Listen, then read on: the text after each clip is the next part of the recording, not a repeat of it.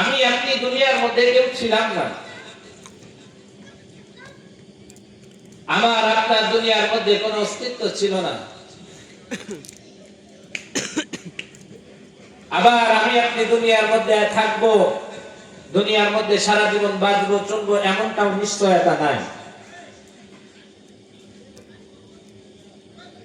আল্লাহ তাআলা আমাকে আপনাকে যেমন দুনিয়ার মধ্যে রাখছেন, দুনিয়ার মধ্যে পাঠিয়েছেন, সাথে সাথে আল্লাহ পাক রব্বুল আলামিন আমাকে আপনাকে দুনিয়ার মধ্যে সারা জীবন রাখবেন না, নিয়ে যাবেন, এটাও যতটা সত্য। কাল কিয়ামতের ময়দানে আল্লাহ পাক রব্বুল আলামিন আবার আমাকে আপনাকে পুনরুত্থান করবেন। আমার আপনার হায়াত থেকে, আমার আপনার জিন্দেগি থেকে যে হিসাব নিকাশ করবেন, হিসাব নিকাশ শেষ হলে ফলাফল কেউ যাবে জান্নাতে, কেউ যাবে জাহান্নামে, এটাও ততটাই নিশ্চিত। এই সব কিছুর আলোকে আজকের এই তাফসীরুল কোরআন মাহফিল বা দোয়া মাহফিল, এখান থেকে আমাকে আপনাকে কিছু শিক্ষা, কিছু দীক্ষা আমাকে আপনাকে অর্জন করতে হবে। সময় ও সুযোগ অনুযায়ী এই দিনের কথাগুলো বলবার জন্য দেশ থেকে দেশান্তরে বিভিন্ন জায়গা থেকে বিভিন্ন উলামায়ে কেরাম আপনাদের পর্যন্ত দ্বীনের কথা, ইসলামের কথা, ইহকালীন পরকালীন শিক্ষা, কিভাবে চললে মানুষ সৎ পথে চলতে পারে, কিভাবে চললে মানুষ অসৎ পথ থেকে মুক্তি পেতে পারে, কোন পথে চললে মানুষ জান্নাতে যাবে, কোন পথে চললে মানুষ জাহান্নামে যাবে, এই সকল কথাগুলো আপনাদেরকে জানান দিয়ে এই যে সুযোগগুলো আসে, সুযোগটাকে কাজে লাগাই, সাথে সাথে নিজেদের জীবনটাকে পরিবর্তন করার চেষ্টা করি। কারণ আমি আপনি দুনিয়ার মধ্যে ছিলাম না, আবার দুনিয়ার মধ্যে আসলাম তো দুনিয়াতে থাকবো না। এই সব কিছুর মূলে একটা আদর্শ দরকার। দুনিয়াতে আসলাম, দুনিয়াতে থাকছি, দুনিয়া দেখতেছি, এই দুনিয়াতে তো থাকবো না। না থাকার পর কবরে যখন যাব, কাল কিয়ামতের ময়দান যেদিন কায়েম হয়ে যাবে, আল্লাহ পাক রব্বুল আলামিন তো আমাদের কাছ থেকে হিসাব চাইবেন, আমাদেরকে জিজ্ঞাসাবাদ করবেন, হে বান্দা তুমি কি করেছো।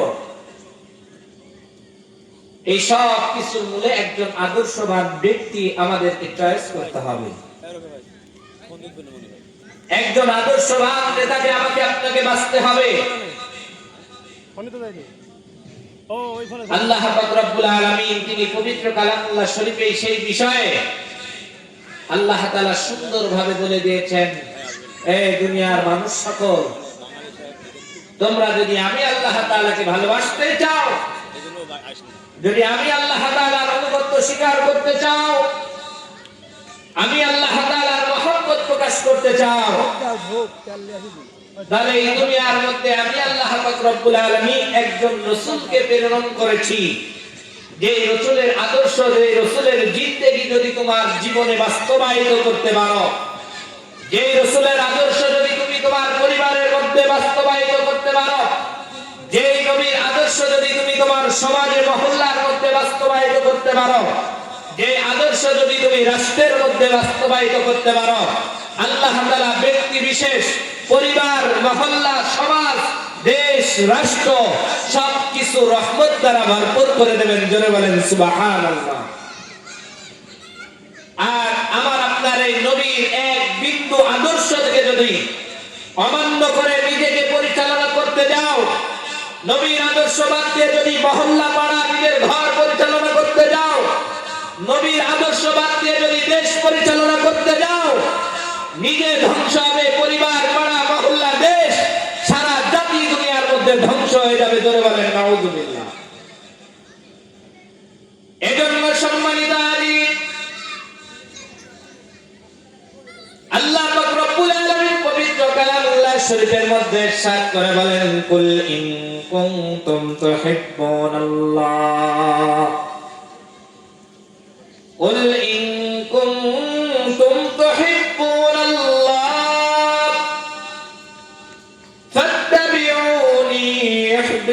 বিকুমুল্লাহ ওয়া ইয়াগফির লাকুম যুনুবাকুম আল্লাহু গফুরুর রহিম।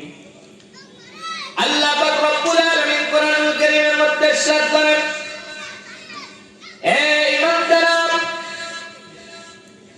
হে মুসলমান জাতি, তোমরা যদি আমি আল্লাহ তাআলাকে ভালোবাসতে চাও, তোমরা যদি আমি আল্লাহ তাআলাকে মহব্বত করতে চাও, কুল ইন কুনতুম তুহিব্বুনাল্লাহ ফাত্তাবিউনি ইহবিবকুমুল্লাহ।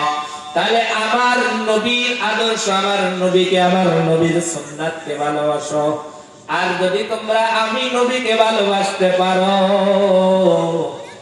তাহলে স্বয়ং আমি আল্লাহ তাআলার ভালোবাসা তোমরা পাবা।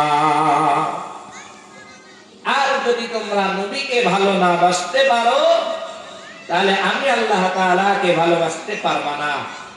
কারণ নবীর আদর্শের মধ্যেই আমি আল্লাহ তাআলার ভালোবাসা লুকায়িত। জোরে বলেন সুবহানাল্লাহ। নবীর আদর্শ যদি আমার আপনার মধ্যে থাকে, আল্লাহর ভালোবাসার প্রতি মায়া মহব্বত পয়দা হবে। আমার আপনার ভিতর যদি নবীর ভালোবাসা, নবীর আদর্শ থাকে, তাহলে দান করলে দানের মধ্যে মজা পাওয়া যাবে। আমার আপনার মধ্যে যদি নবীর ভালোবাসা থাকে, নবীর আদর্শ থাকে, তাহলে মানুষকে দ্বীনের দাওয়াত দেওয়া, মানুষকে দ্বীনের পথে ডাকা, এই মহব্বত বৃদ্ধি পাবে। আর যদি আমার আপনার ভিতর আল্লাহ তাআলার নবীর মহব্বত না থাকে, তাহলে নামাজ পড়বেন, নামাজের মধ্যে মহব্বত আসবে না। আমার আপনার ভিতর নবীর মহব্বত নাই, দান করবেন, দানের মধ্যে স্বাদ পাওয়া যাবে না। আমার আপনার মধ্যে নবীর আদর্শের মহব্বত নাই, নবীর সুন্নাহর মহব্বত নাই। এই দুনিয়ার মধ্যে দুনিয়ার মানুষ যদিও ভালোবাসবে, কিন্তু আল্লাহ তাআলার প্রিয় বান্দারা আমাকে আপনাকে ভালোবাসবে না। ও দুনিয়ার মুসলমান ভাই বাবারা, আমার কথা বলে নেবেন, কিন্তু আমার কোনো না। নবীর আদর্শ কেমন, নবীর ভালোবাসা কেমন, আপনি আপনাকে মিটিয়ে দেবেন। আমার আপনার নবীর আদর্শ কেমন, নবীর ভালোবাসা কেমন।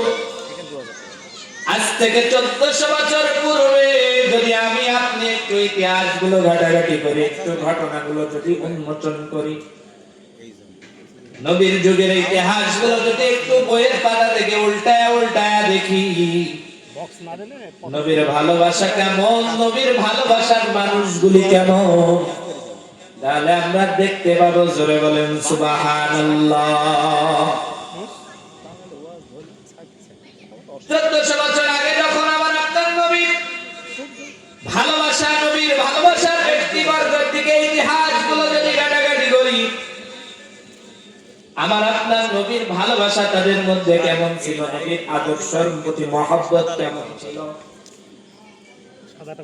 আজকে যখন দুনিয়ার মধ্যে দুনিয়ার মানুষ মানুষের প্রতি কেমন ভালোবাসা দেখায়,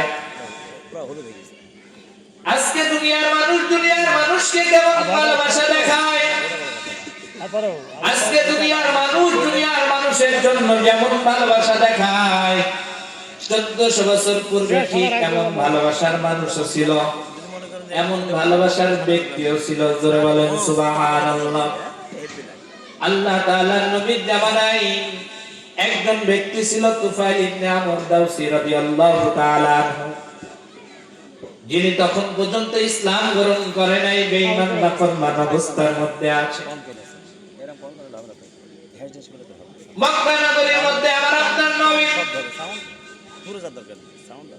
মক্কা নগরীর মধ্যে আমার আপনার নবী যখন দ্বীনের দাওয়াত দিয়েছেন, মানুষগুলি পথহারা, পথ বলা মানুষগুলি ইসলামের পথে, জান্নাতের পথে, আলোর পথে ফিরে এসেছে।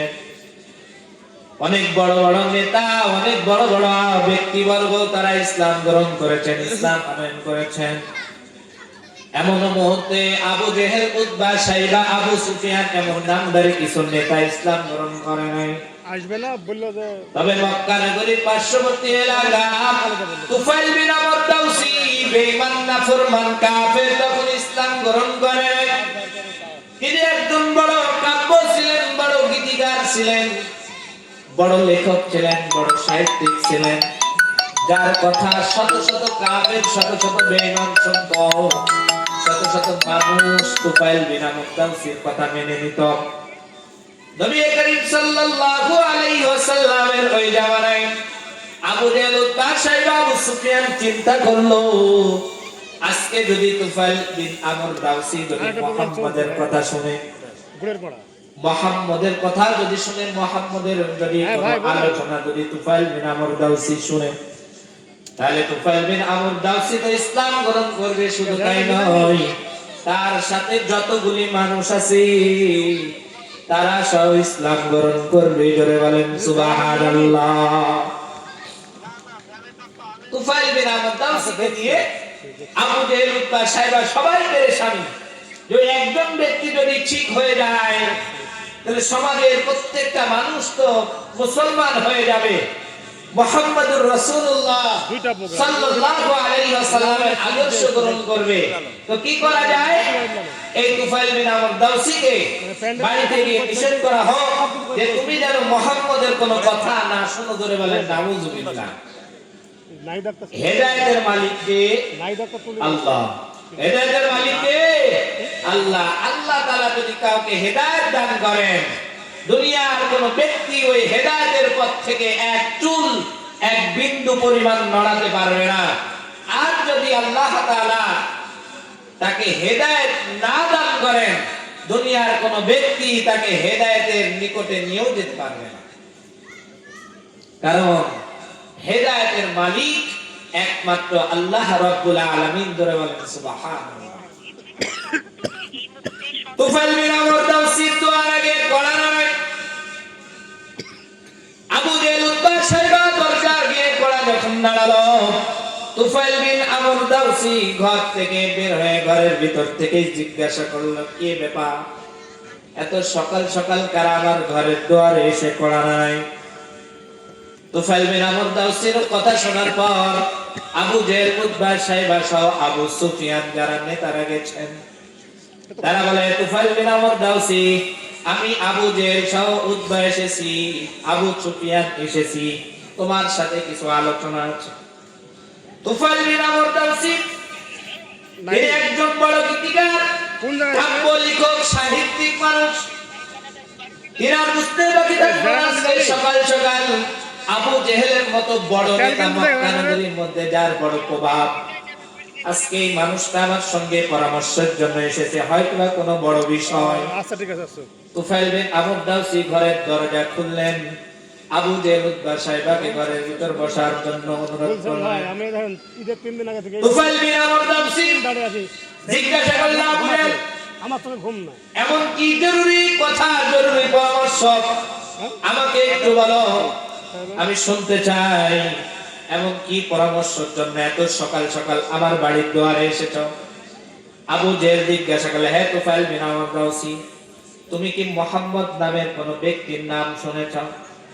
তুফাইল বিন আমর দাওসী বলে, আমি তো মুহাম্মদের নাম শুনি নাই, এমন কোন ব্যক্তি সুপরিচিত বা কোন ব্যক্তি আছে আমি এটাও জানি না।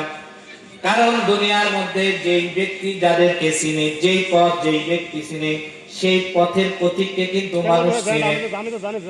আর যে পথে চলে না, যে পথের মানুষের সাথে চলে না, ওই পথের মানুষকে কিন্তু কেউ সহজে চিনে না। আজকে দেখবেন যারা খেলার জগতে, খেলার নেশায় আসক্ত, বিভিন্ন দেশ যাদেরকে দেশে যাওয়ার সৌভাগ্য হয় নাই, এমনও প্লেয়ার গুলা আছে যাদেরকে সচক্ষে দেখে নাই, কিন্তু খেলার আসক্ত হওয়ার কারণে, প্লেয়ারের আসক্ত হওয়ার কারণে অনেক মানুষ, ছোট ছোট ব্যক্তিরা, ছোট ছোট সন্তানরা আজকে শত শত প্লেয়ারের নাম বলে দেয়, কিন্তু ওই প্লেয়ারকে চোখেও দেখে নাই, ওই দেশগুলাতেও যায় নাই। কিন্তু আবার ভাই যারা খেলা দেখে না, যারা খেলা কি জিনিসটা বুঝেও না, তারা বাংলাদেশের কোন খেলোয়াড়ের নাম যদি জিজ্ঞাসা করা হয়, তারা বলবে এই ছেলেকে চিনি না, তবে এই নামে আমার পাড়ায় একটা ছেলে আছে। এই নামে কি আছে? আমার পাড়ায় একটা ছেলে আছে, এই ছেলেকে চিনি, বাকি যে খেলোয়াড় তাকে আমি চিনি না। কারণ ওই ব্যক্তি ওই খেলার জগতে না, খেলারও আসক্ত না। তো তুফাইল বিন আমর দাওসী সে তো বেঈমান, কাফের যে মুহাম্মদুর রাসূলুল্লাহ সাল্লাল্লাহু আলাইহি ওয়াসাল্লামকে কি করে চিনতে, জোরে বলেন নাউযুবিল্লাহ। ঠিক একই জামানায় আজকে আমাদের যুগে এসে, আমাদের সময়ে এসে, বর্তমান সময়ে যদি আজকে ছোট ছোট বাচ্চা সন্তানদেরকে যদি জিজ্ঞাসা করা হয়, বাবা ভাই ও সন্তানেরা তোমরা বলো তো তোমাদের সর্বপ্রথম নবীর নাম কি? আজকে কথা দুঃখ লাগলেও কষ্ট লাগলেও বাস্তবতা এটাই, আজকে আমাদের বর্তমান প্রজন্মের সন্তানেরা এরা প্রথমত অবস্থাতে প্রথম নবীর নাম কি বলতে পারে না, আবার যদিও বলে ভুলভাল বলে, নামটাও সঠিক করে বলতে পারে না। জোরে জোরে বলেন নাউযুবিল্লাহ। ও দুনিয়ার মুসলমান ভাই বাবারা আমার, এটা তো আমাদের প্রথম নবী আদিতার নাম হযরত আদম আলাইহিস সালাম, আর আমার আপনার শেষ নবী সাইয়্যিদুল মুরসালিন খাতামুন নবীয়্যিন জনাবে মুহাম্মদুর রাসূলুল্লাহ সাল্লাল্লাহু আলাইহি ওয়াসাল্লাম, যার প্রতি বিশ্বাস, যার প্রতি ঈমান যদি আনয়ন না করি, আল্লাহর বিশ্বাসের পরে যদি আমরা নবীকে বিশ্বাস না করি, আল্লাহ পাক রব্বুল আলামিন বলেন ও মুসলমান না ও বেঈমান। জোরে জোরে বলেন নাউযুবিল্লাহ। ঠিক এটাও অতটাই বাস্তবতা। আজকে বর্তমান প্রজন্মের সন্তানদেরকে যদি জিজ্ঞাসা করা হয়, ও বাবা ও ছোট ভাই তুমি বলো আমাদের শেষ নবীর নাম কি, এরা অনেকেই তো বলতে পারে না, আর যদিও বলে আমার আপনার নবীর নামটা শুদ্ধভাবে সহিভাবে নিতে পারে না। জোরে জোরে বলেন নাউযুবিল্লাহ। নবীর নামটা এক তো বলতে পারে না, একটা ছোট্ট গ্রুপ আছে সন্তানেরা শেষ নবীর নাম এটা তো বলতে পারে না, আর একটা আছে তো বলতে পারে, তো শুদ্ধভাবে বলতে পারে না। নাউযুবিল্লাহ বলেন। এটা তো ছোট আমাদের আম মানুষ, আম মুসল্লি, সাধারণ মুসল্লিরা যারা আছে তাদেরও যদি জিজ্ঞাসা করা হয়, আজকে বড় কষ্ট লাগে, দুঃখ লাগে, মুসলমানের ঘরে জন্ম নিয়ে মুসলমান নাম নিয়ে নামের শুরুতে মোহাম্মদ দেওয়ার পরেও আমার আপনার নবীর নামটা শুদ্ধভাবে নিতে পারে না। জোরে বলেন নাউযুবিল্লাহ।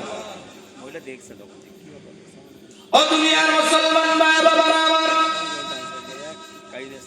তুফাইল বিন আমর দাউসি মুহাম্মদ নামে কেউ চিনে না, কারণ তখন সে বেঈমান। আবু জেহেল জিজ্ঞাসা করে তুফাইল বিন আমর দাউসি মুহাম্মদের নাম তো শোনা নাই, ঠিক আছে মুহাম্মদের কি কোনো কথাবার্তা শুনছো? আবু জেহেলকে বলে নেতা আমি যেই ব্যক্তির নাম শুনে নাই ওই ব্যক্তির জবান থেকে আমি আবার কি কথা শুনবো? তবে কি হয়েছে মূল কথায় আসো।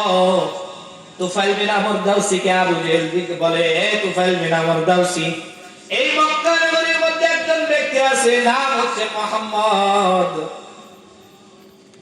যার কথা শুনলে, যার সাথে আলোচনায় বসলে মানুষ ইসলাম গ্রহণ করে। সুবহানাল্লাহ বলে। যার কথা শুনলে, যার কাছে বসলে মানুষ নামাজি হয়ে যায়। জোরে বলেন সুবহানাল্লাহ। ও দুনিয়ার মুসলমান ভাই বাবারা আমার, কথায় কথা সেটাই বাস্তবতা। আজকে নামাজি ব্যক্তির সঙ্গে থাকলে অবশ্যই নামাজি হওয়া সম্ভব, আর যদি আমি আপনি নামাজি হয়ে যদি বেনামাজি ব্যক্তির সাথে ঘোরাঘুরি করি এটাও সম্ভব। আপনি নামাজি থেকে বেনামাজি ব্যক্তির সঙ্গে ঘোরাঘুরির কারণে একটা সময় আপনিও বেনামাজি হয়ে যাবেন। জোরে জোরে বলেন নাউযুবিল্লাহ। আজকে সমাজের মানুষ তো ইমাম সাহেবের পিছে নামাজ পড়তে হয় তাই নামাজ পড়ে, কিন্তু ইমাম সাহেবকে যে আন্তরিকতা মহব্বত রাখতে হয় এটা আজকের মুসল্লিরা এটা আদায় করে না। কারণ দেখে আজকে যদি আমরা ইমামের সাথে মহব্বত করতে যাই, সৎ পথে থাকা লাগবে, অসৎ পথে তো চলতে পারবো না। ইমাম সাহেবের সাথে যদি ওঠা বসা করতে হয় হালাল খেতে হবে, হারাম তো খেতে পারবো না। এই জন্য আজকে সমাজের এক শ্রেণীর মুসল্লিরা তারা ইমাম থেকে অনেক দূরে চলে গেছে। শুধু তাই নয়, ইমামকে সঠিক কথা বলতে দেওয়া হবে না, এটারও সঠিক কিছু ব্যক্তিবর্গ তারা তৈরি হয়ে আছে। আপনার দায়িত্ব কোরআন হাদিসের যতটুকু নামাজ কালাম ইবাদতের কথা এতটুকুই বলবেন, এর অতিরিক্ত যেন কোনো কথা আপনার জবান দিয়ে না আসে। জোরে বলেন নাউযুবিল্লাহ। আরে বাবা ভাই, আমার নামাজ, আমার কোরআন তেলাওয়াত, আমার ইবাদত কবুল হবে কি করে যদি আমার এই এক বিগত পেটের মধ্যে হারাম থাকে? অসম্ভব। আপনার ভিতরে হারাম খোরাক আছে, হারাম রিজিক আমার আপনার পেটের মধ্যে থাকবে, তো 100 বছর নামাজ পড়লেও কোনো ফায়দা নাই। 100 বছর নামাজ পড়লেও কোনো ফায়দা নাই। কেমন? মাসআলা দিয়ে আপনাদেরকে বোঝায়। একটা কূপের মধ্যে যদি ইঁদুর পড়ে বা একটা বিড়াল পড়ে, ওই কূপটাকে পরিষ্কার করার জন্য, পাক করার জন্য প্রথম শর্ত যে মাসআলা বলে, ওই কূপ থেকে আগে বিড়াল, মরা বিড়াল কিংবা ওই মরা ইঁদুরকে আগে উত্তোলন করতে হবে। তারপরে আপনি 10 বালতি বা 40 বালতি যতটুকু পরিমাণ মতো পানি আছে, এই পানিটাকে সেচন করার পর আপনার কূপের পানি পবিত্র হবে। এখন আপনি পচা বিড়াল কূপের মধ্যে এখনো পড়ে আছে, মরা ইঁদুর এখনো কূপের মধ্যে পড়ে আছে, কিন্তু আপনি 40 বালতি 100 বালতি পানি উঠান না কেন? ওই বিড়াল, পচা বিড়াল পানির মধ্যে আছে, পচা ইঁদুর পানির মধ্যে আছে।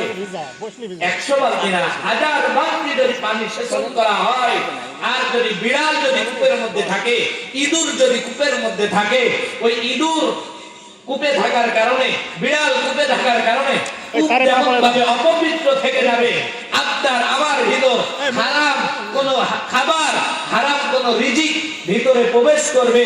আল্লাহ পাক রব্বুল আলামিন আমার আপনার সিজদা, আমার আপনার ইবাদত আল্লাহ তাআলা কবুল করবে না। জোরে বলেন নাউযুবিল্লাহ।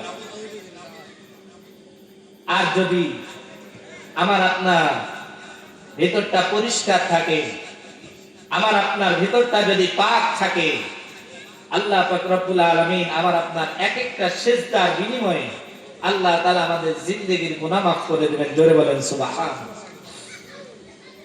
আজকে তো তাহারাতের মাসআলা, ওযু করি, আজকে ওযু করে তো বাহ্যিক দিকটা আমি আপনি পরিষ্কার করলাম, কিন্তু দিলের মধ্যে যে জংটা আছে ওটা কিভাবে পরিষ্কার করবেন? দিলের মধ্যে অহংকার দ্বারা ভরপুর, এই অন্তরের মধ্যে মানুষের ক্ষতি চিন্তা ভরপুর, এই দিমাগের মধ্যে মানুষকে কিভাবে কষ্ট দেব এই চিন্তা ফিকির সব সময় ঘোরাঘুরি করে। আর এই হালতে, এই অবস্থাতে আপনি ওযু করে পবিত্রতা অর্জন করে নামাজ পড়বেন, আল্লাহ নামাজ কবুল করবে? না না না। আগে সকল হারামি জিনিস, সকল খারাপি জিনিস নিজেদের ভিতর থেকে বর্জন করে, সব কিছু নষ্ট করে দিয়ে, বিনষ্ট করে দিয়ে আমাকে আপনাকে আল্লাহ তাআলার ইবাদতের মধ্যে মনোনিবেশ করতে হবে। আল্লাহ তাআলা তাহলে আমার আপনার ইবাদতকে কবুল করবেন। ধরে বলেন সুবহানাল্লাহ। জিকির করেন লা ইলাহা ইল্লাল্লাহ, লা ইলাহা, লা ইলাহা ইল্লাল্লাহ, লা ইলাহা ইল্লাল্লাহ, সুবহানাল্লাহ ওয়ালহামদুলিল্লাহ, লা ইলাহা ইল্লাল্লাহ, সুবহানাল্লাহ ওয়ালহামদুলিল্লাহ, লা ইলাহা ইল্লাল্লাহ, সুবহানাল্লাহ ওয়ালহামদুলিল্লাহ, লা ইলাহা ইল্লাল্লাহ, লা ইল্লাল্লাহু মুহাম্মাদুর রাসূলুল্লাহ সাল্লাল্লাহু আলাইহি ওয়াসাল্লাম। তুফাইল বিন আমর দাউসীকে যখন জিজ্ঞাসা করা হলো, ও তুফাইল বিন আমর দাউসী, তুমি তো মুহাম্মদের নামও শোনো নাই, মুহাম্মদের কথাও শোনো নাই, তবে আজকে থেকে তোমাকে সাবধান করে দিচ্ছি, ওই মক্কা নগরীর মধ্যে যে মুহাম্মদ নামের ব্যক্তি আছে তার সাথে তুমি দেখা করবে না, তার সাথে তুমি কোন রকম কথা বলবে না, তাহলে তুমিও তার প্রেমে পাগল হয়ে যাবে। ধরে বলেন সুবহানাল্লাহ। তুফাইল বিন আমর দাউসী কানে যখন এই কথাগুলো আসলো, তিনি একজন জ্ঞানী মানুষ ছিলেন, তিনি একজন কাব্য লেখক ছিলেন, তিনি একজন গীতিকার ছিলেন, তার ভিতরে চিন্তা চেতনা অনেক বেশি ছিল, অনেক ভাবনা তার ভিতরে বেশি ছিল। তুফাইল বিন আমর দাউসী যখন এই কথা শুনলেন, তার ভিতরে একটা আগ্রহ জন্মলো যে আমি এই আমার সম্মুখে থেকে আবু জেহেল উতবা সাহেবা কখন চলে যাবে, আর আমি ওই মুহাম্মদ নামের ব্যক্তির সাথে সাক্ষাৎ করব, তার সঙ্গে কথা বলবো। জোরে জোরে বলেন সুবহানাল্লাহ।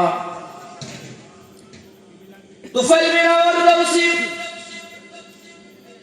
আবু জেহেল উতবা সাইবা চলে যাওয়ার পর এই তুফাইল বিন আমর দাউসী ঘর থেকে বের হলেন। ঘর থেকে বের হওয়ার পর রাস্তার মধ্যে একজন ব্যক্তির সঙ্গে দেখা, একজন সাহাবীর সঙ্গে দেখা, মক্কা নগরীর ভিতরে কাছাকাছি অবস্থান। তুফাইল বিন আমর দাউসী বলে, ভাই আপনি কি এই মক্কা নগরীর মক্কার বাসিন্দা? হ্যাঁ আমি মক্কার বাসিন্দা। আপনি কি? আমি পার্শ্ববর্তী এলাকা বা পার্শ্ববর্তী এক এলাকার আমি একজন ব্যক্তি, আমার নাম তুফাইল বিন আমর দাউসী। এই কথা বলার সঙ্গে সঙ্গে আশপাশের কিছু মানুষ জড়ো হলো। তুফাইল বিন আমর দাউসীর এই কথা শোনার পর মানুষগুলি জিজ্ঞাসা করলো, আপনি অনেক বড় গীতিকার, অনেক বড় লেখক, আপনার নাম ডাক আমরা অনেক শুনেছি, আপনি নাফরমান, বেঈমান, কাফের, তবে শর্ত হলো আপনি কেমন করে এত দূর আসলেন, আর আপনি কেন আমাদের নবীর কথা জানতে চাচ্ছেন, মুহাম্মদের কথা? তুফাইল বিন আমর দাউসী জিজ্ঞাসা করলো, ভাই আমি মুহাম্মদের কোনো ক্ষতি করব না, তার কোনো ক্ষতির জন্য আমি এখানে আসি নাই। আমার এতটুকু ইচ্ছা, আমার এতটুকু পাওয়া, আমি আজকে মুহাম্মদের সাথে কথা বলবো, তাকে একটু দেখতে চাই। জোরে জোরে বলেন সুবহানাল্লাহ। সাহাবীরা বলল, তুফাইল বিন আমর দাউসী আর একটু পথ অতিক্রম করো, দিয়ে দেখো ওই যে বাইতুল্লাহ শরীফ, কাবা ঘর, 4 কোণ বিশিষ্ট একটা ঘর মক্কা নগরীর মধ্যে কালো গিলাফে আবন্ন একটা ঘর, বাইতুল্লাহ, আল্লাহর ঘর, কাবা শরীফ। যে কাবার প্রান্তে আমাদের নবী আল্লাহ তাআলার সাথে সাক্ষাৎ করছেন, আল্লাহ তাআলার সাথে কথা বলছেন, আল্লাহর ইবাদতের মধ্যে মগ্ন আছে। তুফাইল বিন আমর দাউসী আস্তে আস্তে সাহাবাদের কাছ থেকে বিদায় নিয়ে নবীর শানে, নবীর খোঁজে, নবীর দুয়ারের দিকে রওনা। দূর থেকে তুফাইল বিন আমর দাউসী দেখতে পেল 4 কোণ বিশিষ্ট একটা ঘর। রাস্তার মধ্যে যে সমস্ত ভাইরা প্রতিক্রিয়া বলল, 4 কোণ বিশিষ্ট একটা ঘর, ওই ঘরের নিকটে গিয়ে দেখো আমাদের নবী মুহাম্মদুর রাসূলুল্লাহ সাল্লাল্লাহু আলাইহি ওয়াসাল্লাম দাঁড়ায় আছে।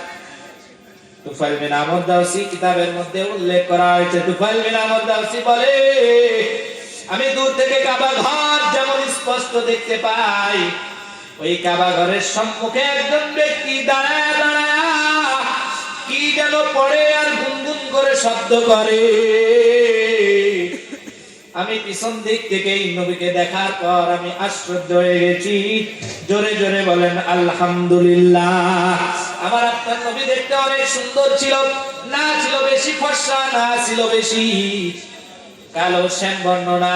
আমার আপনার নবী ছিল, কিতাবের মধ্যে আছে, লাল ফর্সা। জোরে বলেন সুবহানাল্লাহ। আমার আপনার নবী না ছিলেন বেশি লম্বা, না ছিলেন খাটো। কিতাবের মধ্যে আসলেন আমার আপনার নবী ছিলেন মাঝামাঝি। অর্থাৎ আল্লাহ তাআলা নবীর একটা মুজিজা দিয়েছেন শত শত কোটি কোটি মানুষের মাঝে। আমার আপনার নবী যদিও দাঁড়ায় থাকতেন, সকল মানুষের মাঝ থেকে আমার আপনার নবীকে চেনা যেত, ওই যে নবী আমাদের দাঁড়ায় আছেন। জোরে জোরে বলেন সুবহানাল্লাহ। ও দুনিয়ার মুসলমান ভাই বাবারা আমার, তুফাইল বিন আমর দাউসী পিছন দিক থেকে নবীকে দেখার পর প্রশংসায় প্রশংসিত হলেন।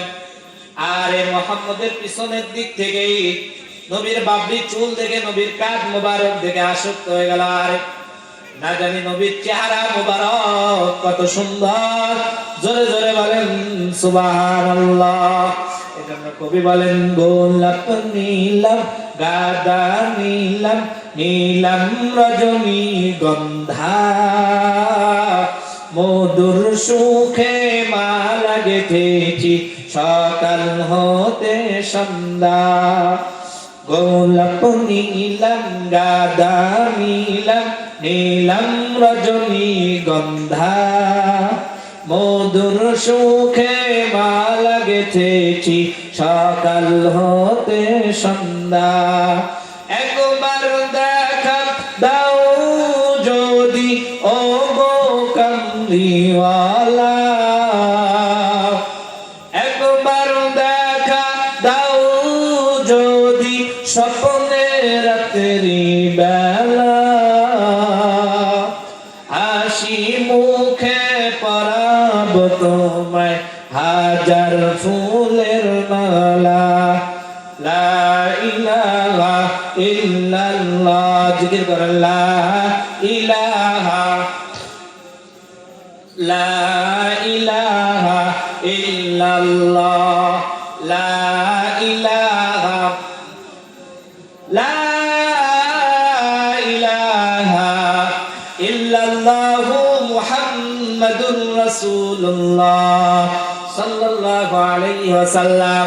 তুফাইল বিন আমর দাওসী নবীর সম্মুখে গেলেন, নবীর চেহারা দেখে ইসলাম আনয়ন করলেন। কথাও শোনার প্রয়োজন নাই, জোরে জোরে বলেন মারহাবা।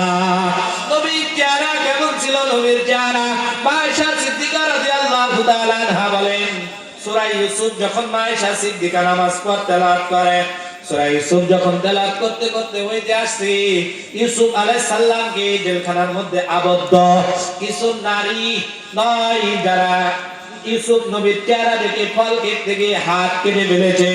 হযরত আয়েশা সিদ্দিকা রাদিয়াল্লাহু তাআলা আনহা ওই মিশরী সুন্দরী নারীদেরকে উদ্দেশ্য করে বলে, ও নারীরা, মিশরের নারীরা, তোমরা শুনো, আজকে যদি তোমরা বেঁচে থাকতে আর যদি আমার নবী আমার স্বামীকে তোমরা দেখতে, হাত নয় নিজেদের কলিজা কেটে ফেলতে, তারপরেও আমার নবীর চেহারা থেকে এক পলক পর্যন্ত তুমি চোখের পলক ফেলতে পারতে না। জোরে জোরে বলেন সুবহানাল্লাহ। শুধু তাই নয়, আয়েশা সিদ্দিকা রাদিয়াল্লাহু তাআলা আনহা নবীর চেহারা নিয়ে বলেন, নবীর চেহারা নিয়ে বলেন, আমি যখন রাত্রিবেলা অন্ধকারের মধ্যে সুসের মধ্যে সুতা পরানোর প্রয়োজন মনে করতাম, রাত্রের মধ্যে ঘরের মধ্যে কোনো আলো নাই, কোনো আলো নাই, বাতি নাই, এমন মুহূর্তে যদি নবী আসতেন, কিতাবের মধ্যে আছে আয়েশা সিদ্দিকা রাদিয়াল্লাহু তাআলা আনহা বলেন, কেমন যেন আমার ঘরের মধ্যে পূর্ণিমার চাঁদ নেমে এসেছে। জোরে বলেন সুবহানাল্লাহ। আমি ওই নবীর চেহারার নূর দেখে, আলো দেখে এই সুতা সুসের মধ্যে পড়াইতাম। জোরে জোরে বলেন মারহাবা। এটা হচ্ছে নবীর আদর্শ, নবীর চেহারা মোবারক। জোরে বলেন সুবহানাল্লাহ। ও দুনিয়ার মুসলমান ভাই বাবা আমার, একই সেই নবীর আদর্শ নিয়ে নবী করিম সাল্লাল্লাহু আলাইহি ওয়াসাল্লাম বলেন, মান আহাব্বা সুন্নতি ফাকাদ আহাব্বানি ওয়া মান আহাব্বানি কানা মাই ফিল জান্নাহ। আল্লাহ তাআলা নবী বলে, যে আমার একটা সুন্নতকে ভালোবাসলো সে আমি নবীকে ভালোবাসলো, আর আমি নবীকে ভালোবাসার কারণে যে আমি নবীর সাথে জান্নাতে যাবে। জোরে বলেন সুবহানাল্লাহ। এখন যদি আমার আপনার ভিতরে প্রশ্ন করি, আরে আমি নবীর উম্মত, আমার নাম মুহাম্মদ অমর, আমি মুসলমান ঘরে জন্ম নিয়েছি, আমি মুসলমান নাম হিসাবে দুনিয়ার মধ্যে বসবাস করি, আমি মুসলমানদের কাতারে নামাজে দাঁড়ায় যাই, আমি মুসলমানদের কাতারে দুনিয়ার মধ্যে চলাচল করি, কিন্তু আমি মুসলমান 3.5 বডির মধ্যে যদি ফলো করি, একটু লক্ষ্য করি, একটু দৃষ্টিপাত করি, বড় দুঃখ লাগে, বড় আফসোস লাগে। আজকে কোন নবীর আদর্শ নাই, শুধু নামের ক্ষেত্রে হয়তো আমি আপনি মুহাম্মদ নাম দিয়ে, নবীর নামটা দিয়ে আমি আপনার আমার নামটা রেখেছি, কিন্তু নবীর আদর্শের মধ্যে আমার কোনো আদর্শ নাই, নবীর আদর্শে কোনো আমার চলাচল নাই, নবীর আদর্শে মানুষের সাথে ব্যবহার নাই, নবীর আদর্শে আমার সংসার নাই, নবীর আদর্শে আমার পরিবার নাই, নবীর আদর্শে আমি ব্যক্তিগতভাবে নাই, নবীর আদর্শে আমার পরিবার মহল্লা সমাজ নাই, নবীর আদর্শে আমার রাষ্ট্র নাই। ও দুনিয়ার মুসলমান ভাই বাবারা আমার, কবরে নামার সময় যদি ইমাম সাহেব বলে বিসমিল্লাহি আলা মিল্লাতি রাসূলিল্লাহ, এটা বড় মিথ্যা কথা, মিথ্যা কথা, মিথ্যা কথা। জোরে বলেন ঠিক কিনা? সারা জিন্দেগি নবীর আদর্শের বাইরে চললাম, মুখে দাড়ি নাই, নবীর আদর্শের টুপি নাই, নবীর আদর্শের জুব্বা পরনে নাই, নবীর আদর্শের বিন্দু মাত্র আমার আপনার দেহের মধ্যে নাই।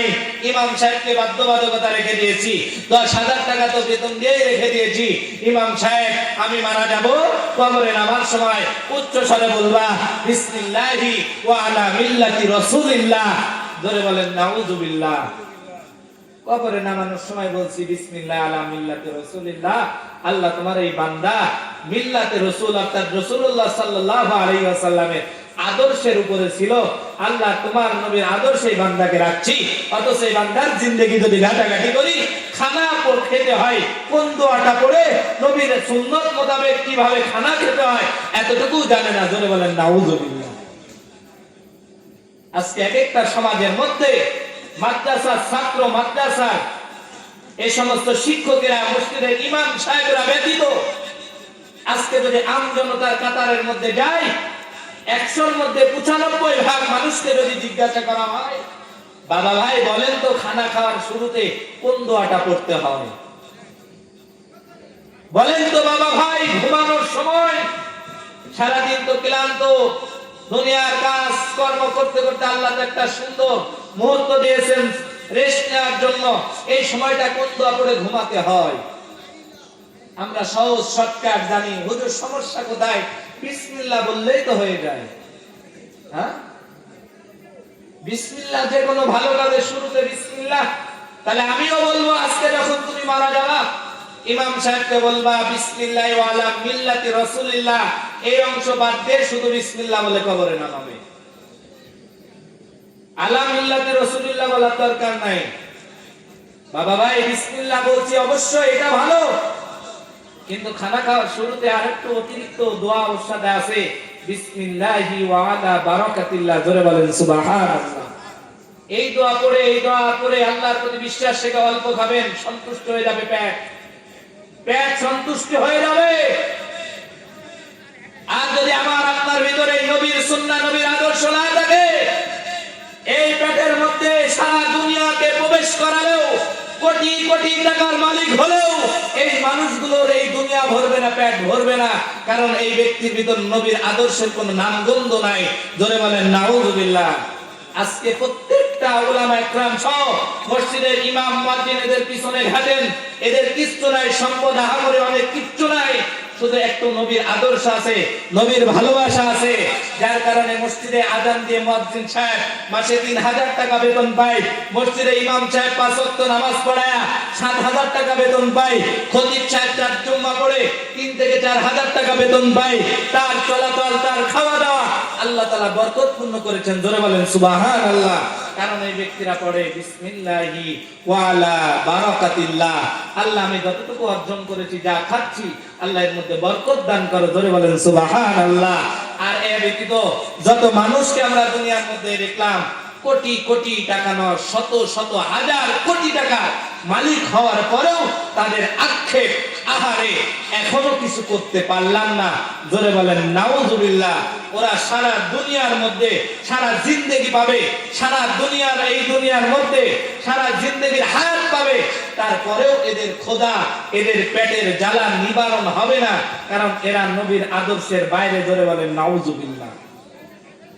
নবীর আদর্শের উপর থাকলে, মান আহাব্বা সুন্নতি ফাকাদ আহাব্বানি ওয়া মান আহাব্বানি কানা মাই ফিল জান্নাহ। নবীর একটা আদর্শকে, একটা সুন্নতকে ভালোবাসার কারণে নবী বলেছে সে আমার সাথে জান্নাতে যাবে। জোরে বলেন সুবহানাল্লাহ। আর যদি আমরা কোন নবীর আদর্শকে অবজ্ঞা করি, নবীর কোন আদর্শকে ছোট করি, তাহলে এর বিপরীত আমাকে আপনাকে শাস্তি ভোগ করতে হবে, জাহান্নামের আগুন। জোরে বলেন নাউজুবিল্লাহ। এজন্য সম্মানিত হাজিরিন, আসুন ফিরে আসি। এই দুনিয়া সারা জীবন থাকার জন্য না, আজকে আছি কালকে থাকবো না। আজকে দেখেন চোখের সামনে বিভিন্ন মৃত্যু, বড় বড় ভয়াবহ মৃত্যু আমাকে আপনাকে পরীক্ষা দিচ্ছে। কিছুদিন পূর্বেই দেখেন নাই, ঈদ আনন্দ শেষ করে ছেলে সন্তান, বিবি, বাল বাচ্চা তারা ঢাকার উদ্দেশ্যে রওনা। আমাদের এই কুষ্টিয়া জেলায় কুমারখালী থেকে বাসটা ছেড়ে দিয়েছে। তারা সবাই একই আশায়, ঢাকাতে কেউ বাসায় উঠবে, কেউ চাকরির জন্য তার চাকরি অফিসে প্রবেশ করবে, কিন্তু মাঝখানে ফেরির পথে আল্লাহ তাআলা তাদেরকে জান্নাতবাসী করেন। সকলে বলেন আমিন। তাদের একটা অ্যাক্সিডেন্ট, তারা মর্মান্তিক একটা মৃত্যুর সাথে, আল্লাহ না করুক আমি আপনি চলার পথে এইভাবে মৃত্যু হয়ে যাবে। তবে বাবা ভাই, মৃত্যুর প্রস্তুতি আমাকে আপনাকে থাকতে হবে। আমি আপনি যদি মৃত্যুর প্রস্তুতি আমার আপনার ভিতর না থাকে, আমি আপনি যদি বেঈমান অবস্থাতে মারা যায়, আল্লাহ তাআলা আমাকে আপনাকে জাহান্নামে দিয়ে দিবেন। জোরে বলেন নাউজুবিল্লাহ। সম্মানিত হাজিরিন, যে কথাগুলি বললাম, সর্বপ্রথম এই কথাগুলির উপর আমাকে এবং আমাদের সবাইকে আমল করার তৌফিক দান করেন। সকলে বলেন আমিন।